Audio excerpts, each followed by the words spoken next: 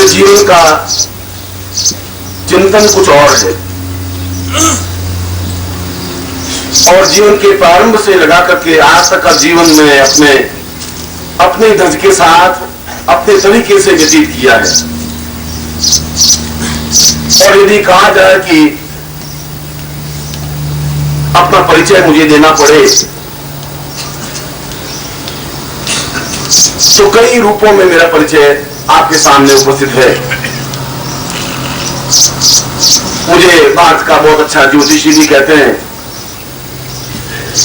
बहुत अच्छा लेखक भी कहते हैं, कवि रूप में भी कहा जाता है, उपन्यास रूप में भी कहा गया है, संगीत रूप में भी कहा गया है, तांत्रिक रूप में भी कहा गया है, मांत्रिक रूप में भी कहा गया है, योगी के रूप में भी कहा गया है, सन्यासी के रूप में भी कहा गया है, और गुरु के रूप में भी मैं आपके सामने उपस्थित हूं। ये सभी रूप मेरे हैं और इन सभी रूपों को मैंने पूर्णता के साथ जिया है। किसी रूप में किसी प्रकार की न्यूनता नहीं रखी। जिस समय ज्योतिष का भविष्य बिल्कुल भारत में था ही नहीं, ज्योतिष को एक मखौल बना दिया गया था, ज्योतिष की कोई पुस्तक तक नहीं थी, पंचांग को देखना तक नहीं आता था, तब मैंने सबसे पहले पुस्तकें और जनसाधारण और छोटी छोटी पुस्तकें और कम से कम मूल्य में पुस्तकें लिख करके उस परंपरा को जीवित रखने का प्रयास किया। और जिस समय और आज ज्योतिष के माध्यम से शायद लाखों व्यक्ति अपना जीविकोपार्जन तो कर ही रहे हैं, मगर उस ज्योतिष विद्या को मैंने समाप्त नहीं होने दी। और जो तंत्र के नाम से लोग घबराते थे, भयभीत होते थे, और जो तांत्रिक अपने आप में अत्यंत विधर्मी और अधर्मी से खड़े हो गए थे, उनको मैंने प्रहार भी किया अपने प्राणों की बिना चिंता किए। इस बात की चिंता मैंने नहीं की कि ये मेरे साथ कितना और कैसा सलूक कर सकते हैं, और उन्होंने मेरे ऊपर प्रहार करने में कोई कसर भी नहीं रखी। और मुझे इस बात की चिंता नहीं थी कि मेरे ऊपर प्रहार हो, मगर वे प्रहार मेरी पत्नी पर भी कर रहे थे, मेरे पुत्र भी कर रहे थे, मेरे पौत्र पर भी कर रहे थे, मेरे बहुओं पर भी कर रहे थे। मगर मेरा एक दृश्य लक्ष्य था कि इस तंत्र में भी मुझे शुद्धता और परिष्कृता देनी है, और मैंने दी और उस रूप में उस तंत्र को पहुंचाया जहां अपने आप में तंत्र एक पूर्णता और श्रेष्ठता के साथ खिला हुआ आज विश्व में है, और आने वाला युग इस बात की स्वीकार करेगा।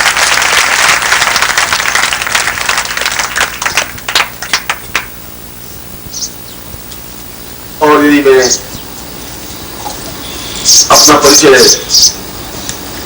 मंत्र के रूप में दूं तो मैं आपने सैकड़ों बार, दसियों बार यज्ञों में भाग लिया होगा मेरे साथ में, और उन यज्ञों में भाग लिया होगा जहां श्रेष्ठ विद्वान और ब्राह्मण कर्मकांडी विद्वान भाग लेते हैं, चाहे वो काशी का क्षेत्र हो, चाहे मुंबई का क्षेत्र हो। और वे जो उच्चारण अगर कर्मकांड का करते थे तो मैं भी उन्हीं के स्वर से ज्यादा श्रेष्ठ शुद्ध स्वर से मैं मंत्रों का उच्चारण उनके सामने यज्ञों के उन यजुर्वेद के मंत्रों के साथ उच्चारित करता था, और मौन बना हुआ नहीं था। और मैं अपना परिचय शुरू में भी उनके सामने रख रहा था कि मैं मंत्र के क्षेत्र में भी उन सभी ब्राह्मणों से, उन सभी पंडितों से एक सेकंड में, एक क्षण भी पीछे नहीं हूं, शायद 4-6 कदम आगे ही हूं। और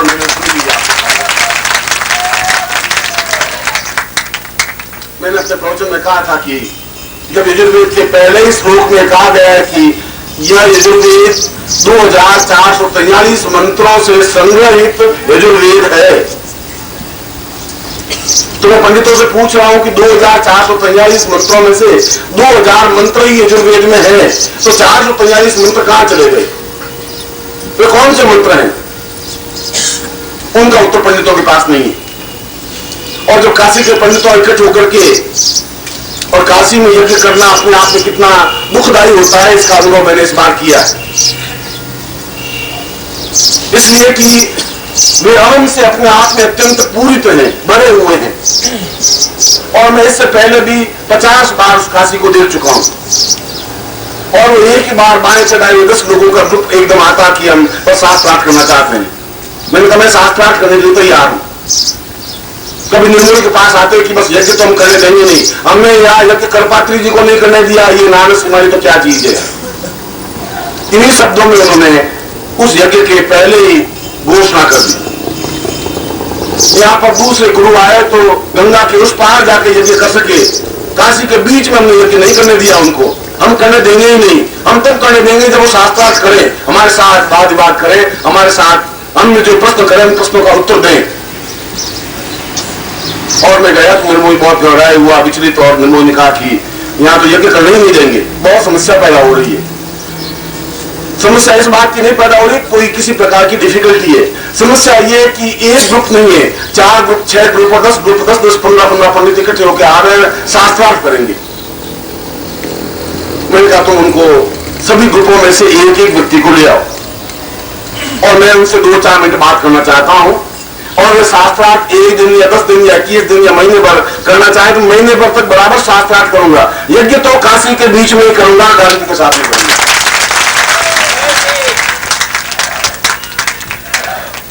और वे आए। मैंने कहा कि आप शास्त्रार्थ मुझसे कर सकते हैं। मैं जब यहां आया ही हूं यज्ञ करने के लिए तो मैं पूर्ण उद्घोष के साथ और पूर्ण यजुर्वेद मंत्रों के साथ और पूर्ण कर्म कांड विधान के साथ यज्ञ कार्य संपन्न करूंगा। यज्ञ तो मैं करके जाऊंगा ही, उसको तो आप मुझे रोक नहीं सकते। न ताकत से रोक सकते हैं, न शक्ति से रोक सकते हैं। मैं जब अपने आप पे उतर जाऊंगा तो आप हजारों की भीड़ मेरे सामने कुछ कर नहीं सकती। मैं फिर भी मैं बहुत अत्यंत नम्र और विनीत होकर के भी मैं आपके साथ शास्त्रार्थ करने के लिए तैयार हूं, मगर शर्त एक ही है और ये शर्त लिखित रूप में तुम्हारे मेरे बीच में रहेगी। शर्त यह है कि अगर मैं हार गया शास्त्रार्थ में, अभी महीने और 2 महीने पहले यज्ञ हमने किया है,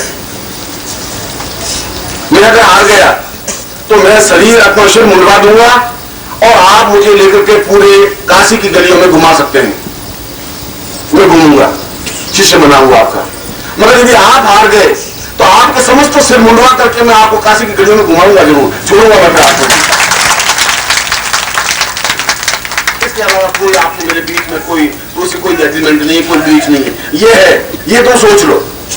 और उसके बाद विषय आपका है, मैं कोई विषय भी नहीं लूंगा। जिस विषय पर तुम शास्त्रार्थ करना चाहोगे मैं करूंगा। कर्म कांड पर, वैदिक पर, आयुर्वेद पर, चरक पर, किसी ब्रह्म पर और चिंतन पर और द्वैत पर और द्वैत पर, ये तुम्हारा विषय है। मैं इस बात की भी चिंता नहीं करूंगा। सब्जेक्ट आपका होगा, शास्त्रार्थ मैं करूंगा, निर्णयाधीश आपका होगा।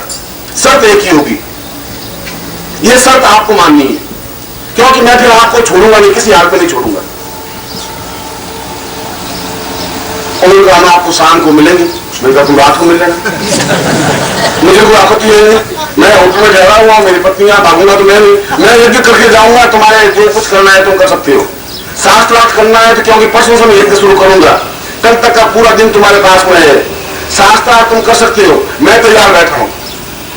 और त्रिपुंडधारी और यज्ञोपति कौन खड़ा हुए, एक पंडित जाए, दूसरा आए, दूसरे जाए, होटल वाले कह रहे क्या हो रहा है, मुझे तो मालूम नहीं क्या हो रहा है। आए आप उनको पूरे गिरोह को आने दीजिए। उन्होंने सोचा कि आदमी बहुत खतरनाक दिखाई दे रहा है, ये आदमी सीधे साधा ब्राह्मण नहीं है। क्योंकि अगर मान लो ये हार भी गया और घुमा भी दिया तो कोई बात नहीं, कि हम हार गए तो काशी में रोटी खाने वाले मुश्किल हो जाएगा। निर्मोही वहां पर बड़ा विचलित, इधर से उधर घूमे, उधर से उधर घूमे, उसको समझा। मैं तो नेता समझा रहा है, ये लोग समझेंगे नहीं। इनके सामने सीधा एग्रीमेंट लिख दे पूरा बोर्ड पर, मैं तैयार हूं। विषय इनका, सब्जेक्ट इनका, चैलेंज इनको, क्योंकि वो तो एक ही बात की, हमने कृपा की जो करने दिए ही नहीं, मैंने नहीं करने दिया। कृपा की नहीं कर सके तो मेरे साथ साथ मैं नहीं कर सकता, कर सके या नहीं कर सके, ये उनकी नम्रता थी या विशेषता थी। मैं इस पॉइंट पर नहीं जा रहा हूं, मैं तो तैयार हूं और मैं करके जाऊंगा। यदि के उन कुंडों पर भी और प्रधान कुंड में भी अगर गलती होगी तो आप जैसा भी चाहेंगे उनकी गलती निकालना। मैं खुद कुंड बनाऊंगा, मैं खुद आहुतियां दिलवाऊंगा, मैं खुद आहुतियां दूंगा। जिस क्षेत्र में जिस स्तर पर जाना चाहो मैं तो तैयार हूं। पत्नी ने कहा क्यों लड़ाई झगड़ा मोड़ ले, ब्राह्मणों से लड़ाई झगड़ा लेने से क्या फायदा है, पाप लगेगा। मैं पाप इनको भी लगा है, मैं भी ब्राह्मण हूं, अब ब्राह्मण से लड़ाई झगड़ा मोड़ लेने से सारा पाप लगेगा तो पाप गंगा में जाकर धो लेंगे। पर इनको तो एक बार समझाना जरूरी होगा, ऐसा तो हुआ नहीं, यहाँ आए वापिस धो तो जाएंगे नहीं।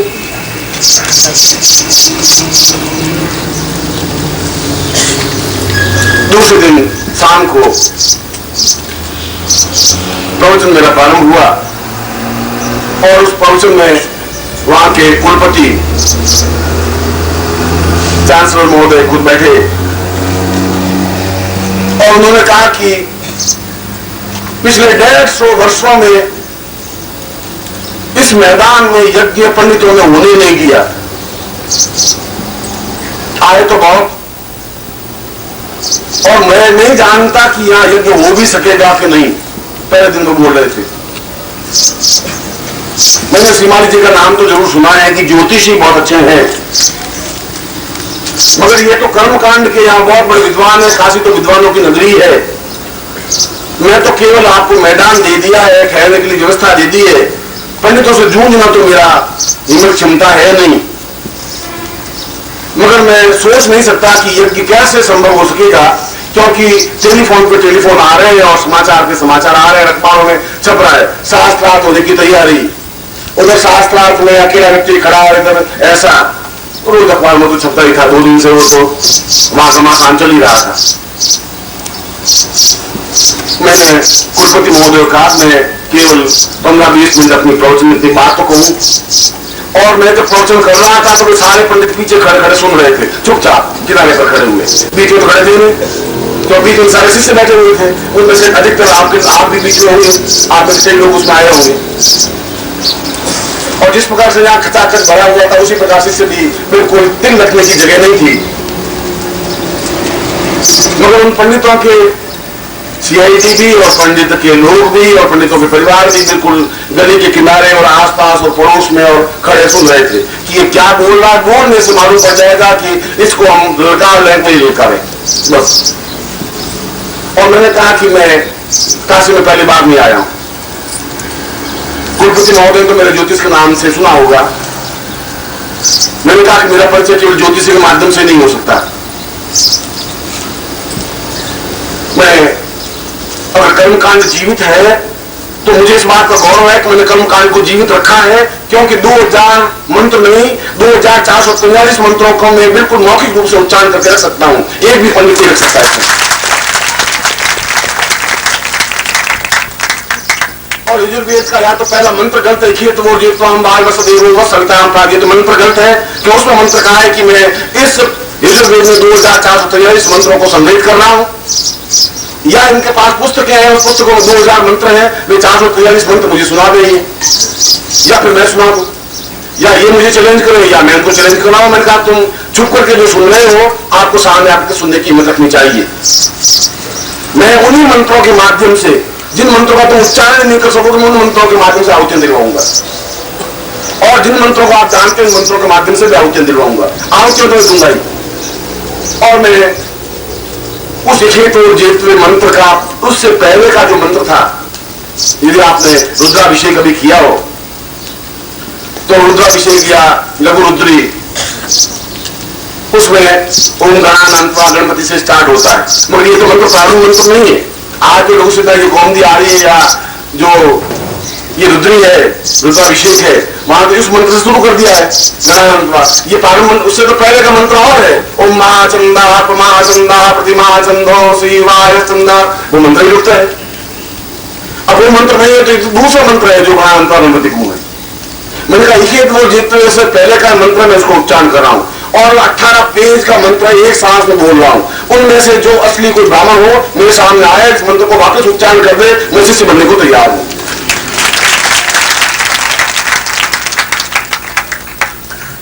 मैं कोई गरुड़ नहीं कर रहा था। खैर ये उनका सौभाग्य था कि उन्होंने शास्त्रार्थ नहीं किया, इसलिए सौभाग्य था कि उनकी रोटी रोजी बची रह सकी। इसलिए मैंने कहा कि मेरा परिचय केवल गुरु के रूप में नहीं हो सकता, क्योंकि मैं तुम्हारे बीच में गुरु के रूप में हूं, तो मैं तुम्हारे बीच में पूर्ण गृहस्थ के रूप में भी हूं। और मैं अपने आप पे गर्व कर सकता हूं कि मैं बहुत अच्छा गृहस्थ निर्वाह कर रहा हूं। 50 वर्षों में शादी के 55 वर्षों में भी जाकर के एक बार भी मतभेद होने की गुंजाइश नहीं रही। पति पत्नी के बीच लड़ाई झगड़ा तो बहुत लंबी चौड़ी बात है। इसलिए मैंने अपनी बात का प्रारंभ इस रूप में किया कि मेरा परिचय केवल ज्योतिषी या कर्मकांडी या मंत्र या तांत्रिक क्षेत्र में या आयुर्वेद के क्षेत्र के रूप से नहीं किया जा सकता।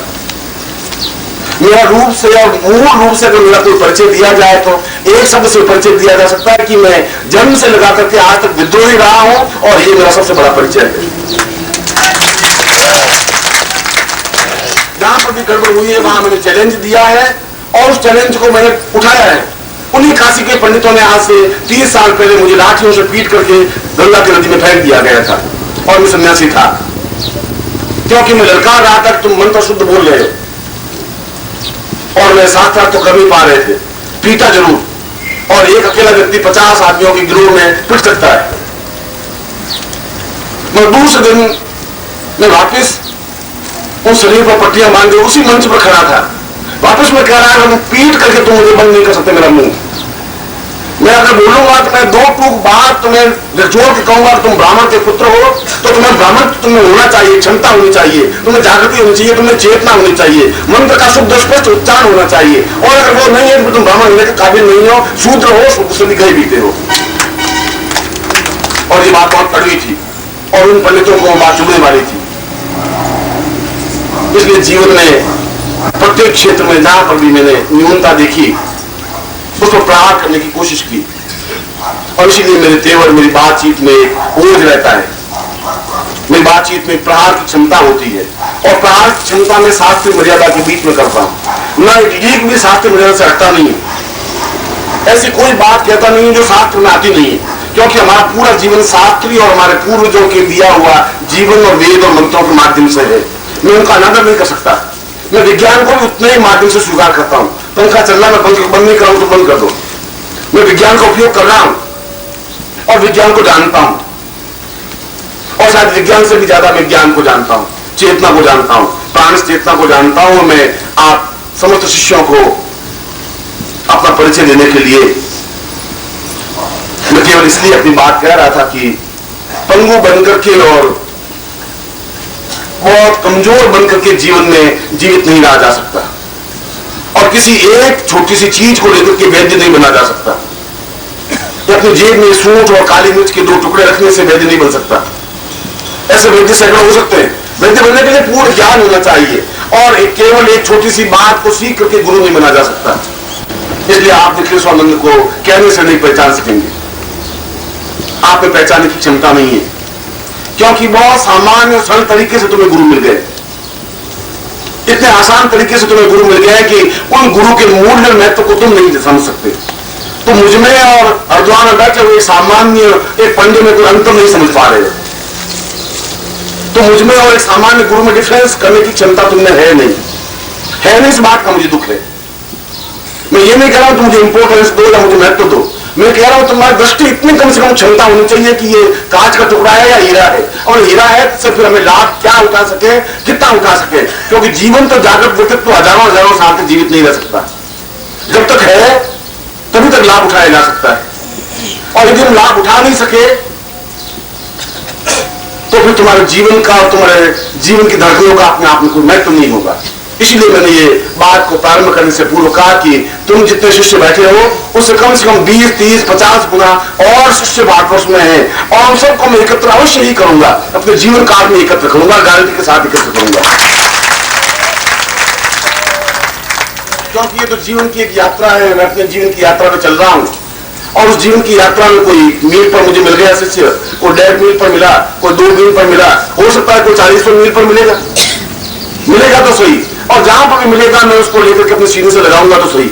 हर बार मैं उसको याद दिलाऊंगा, हर बार उसके दिल पर ठोकर लगाऊंगा कि मैं तुम्हें वह चीज देना चाहता हूं जो तुम्हें बहुत ज्यादा जरूरी